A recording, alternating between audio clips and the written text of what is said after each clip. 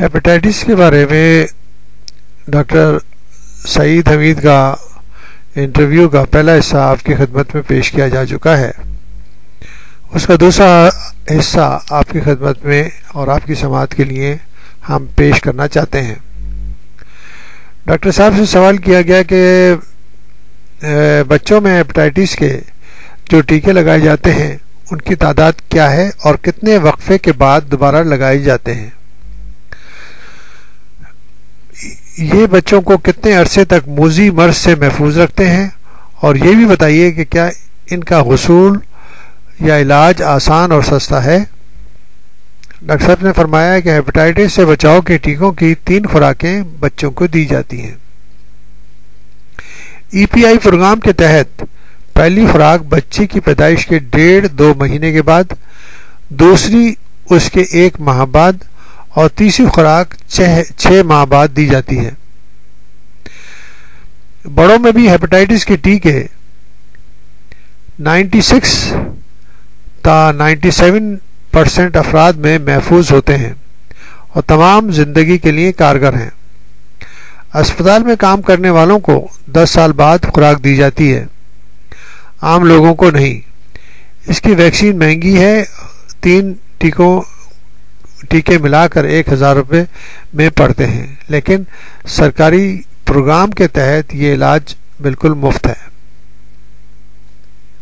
सवाल किया गया कि इस वैक्सीन को लगवाने के दौरान अगर कोई टीका रह जाए तो क्या बाद में भी लगवाया जा सकता है और इससे किसी किस्म की पेचीदगी तो नहीं होती। डॉक्टर साहब ने फरमाया कि बिल्कुल बाद में भी लगवाया जा सकता है, लेकिन देर ना करें, फौरी लगवा लें। इसमें वक्फा आ जाए तो कोई पेचीदगी नहीं होती, लेकिन जब भी याद आ जाए तो फौरन लगवा लें ताकि कोर्स मुकम्मल हो जाए। इस तरह घर में अगर किसी को हेपेटाइटिस बी हो गया है तो घर के तमाम अफराद को उसकी वैक्सीन लगवानी चाहिए, ख़ास तौर पर बच्चों को ज़रूर लगवा लें। सवाल किया गया कि हेपेटाइटिस के कौन कौन से टेस्ट होते हैं। डॉक्टर साहब ने फरमाया कि हेपेटाइटिस में आम तौर पर जिगर का टेस्ट और उसका अल्ट्रासाउंड ज़रूर होता है। इसके अलावा चंद और भी टेस्ट हैं जो मर्ज की नौइयत के एतबार से किए जाते हैं। लेबॉरेटरी में मरीज का खून लेकर ये टेस्ट किए जाते हैं। ये थोड़े महंगे हैं लेकिन मुश्किल नहीं। मुल्क के कोने कोने में छोटी बड़ी लेबॉरेटरियां मौजूद हैं जहां ये टेस्ट बआसानी कराए जा सकते हैं। सवाल किया गया कि हमारे यहाँ जिगर की तब्दीली के ऑपरेशन की क्या सहूलत मौजूद है। डॉक्टर साहब ने फरमाया जिगर की तब्दीली का ऑपरेशन नहायत पेचीदा और महंगा है। ये हमारे यहाँ आज़ा अतिया करने का रुझान भी नहीं है। चीन और हिंदुस्तान में अलबत्ता कुछ कम लागत पर यह ऑपरेशन किए जाते हैं, मगर ये कम लागत आम लोग बर्दाश्त नहीं कर सकते। भारत और चीन में तकरीबन 60-70 लाख में जिगर की तब्दीली का ऑपरेशन किए जाते हैं, जबकि अमेरिका, बरतानिया, यूरोप में इसी ऑपरेशन के 1.5 से 2 करोड़ रुपए लागत आती है। सवाल किया गया कि माँ अगर हमला है और हेपेटाइटिस का शिकार है तो क्या ये मर्ज बच्चे में मुंतकिल हो सकता है।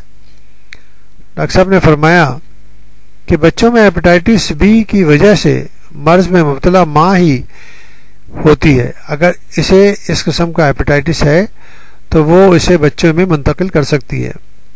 इसलिए कहा जाता है कि अगर पैदाइश के 12 घंटे से पहले भी माँ के पेट में मौजूद बच्चे को इसका टीका लगा दिया जाए तो वो मर्ज से मुतासिर होने से बच सकता है। सवाल किया गया कि अगर मियाँ बीवी में कोई हेपेटाइटिस का शिकार है तो क्या उन्हें अज़दवाजी ताल्लुकात में एहतियात करनी चाहिए। डॉक्टर साहब ने फरमाया बिल्कुल एहतियात करनी चाहिए। मियाँ बीवी के ताल्लुकात के हिसाब से बी के फैलाव के इम्कानात ज़्यादा होते हैं।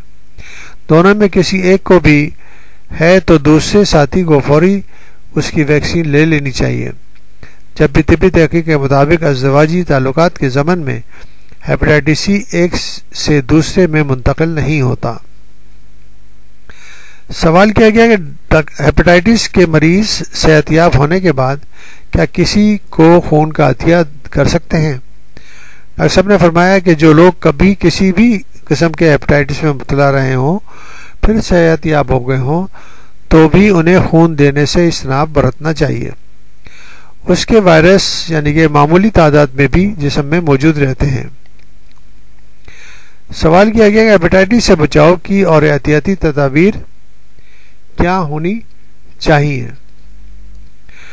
ڈاکٹر صاحب نے فرمایا کہ ہیپاٹائٹس بی اور سی سے بچاؤ کے لیے ہمیشہ سیل بند سرنج استعمال کریں اور یہ اطمینان کر لیں کہ دوبارہ استعمال نہ کی جائیں. اسپتال میں یا لیبارٹری میں کام کرنے والے دستانوں کے بغیر خون آلودہ اشیاء یا جسم کے دوسرے سیال مادوں کو چھونے سے اجتناب برتیں. ہیئر ڈریسر سے شیف یا خط بناتے وقت ہمیشہ نئے بلیڈ پر اصرار کریں. پرانے یا استعمال شدہ بلیڈ یا استے سے بچیں. ڈینٹل سرجری کراتے وقت پاک اوزار استعمال پر زور دیں. خون کی ضرورت پڑے تو ہمیشہ ہیپاٹائٹس بی اور سی کے جراثیم یا وائرس سے پاک تصدیق شدہ خون لگوائیں. جسم گدوانے سے اجتناب برتیں. خواتین کے ناک کان چھدوانے والے آلات بھی پاک ہونے چاہیے.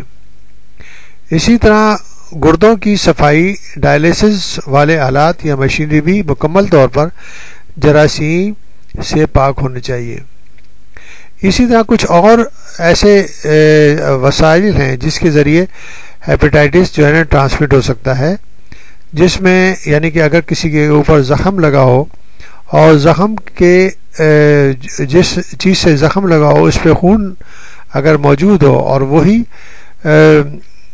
جو آلہ ہے یا کوئی انسٹرومنٹ ہے اس پہ موجود وائرسز موجود ہوں اور وہ دوسرے جسم کے اوپر بھی اگر اثر انداز ہو تو اس سے بھی ہیپاٹائٹس ٹرانسمٹ ہو جاتی ہے. تو ان سب مسائل سے بچنا چاہیے، تو اس کے ذریعے آپ جو ہے نا ہیپاٹائٹس سے محفوظ رہ سکتے ہیں. سوال کیا گیا کہ ہیپاٹائٹس کے عالمی دن کے موقع پر کیا پیغام دیں گے. ڈاکٹر صاحب نے فرمایا کہ آج سے 2 سال قبل اقوام متحدہ کی سالانہ سطح اسمبلی میں 2009 میں اس مرض سے بچاؤ کی قرارداد پیش کی گئی تھی اور دنیا کے تمام ممالک نے اسے ہر سال 28 جولائی کو منانے کا عہد کیا تھا. تو اس کا مقصد یہی تھا کہ عام لوگوں میں اس مرض کے متعلق آگاہی بڑھائی جائے تاکہ اس پر قابو پایا جا سکے.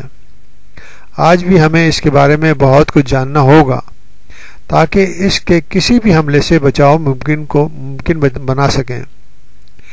انفیکشن کنٹرول سوسائٹی پاکستان مسلسل یعنی کہ ہیپاٹائٹس کے بارے میں معلومات مختلف ذرائع سے اپنے میگزین، اپنے سیمینار، اپنی کانفرنسز اور یوٹیوب کے اوپر جو صحت.com کے چینل سے عوام الناس تک پہنچا رہی ہے. تو اس کا مقصد بھی یہ ہے کہ اس خطرناک بیماری سے ہم کس طرح لوگوں کو بچا سکیں.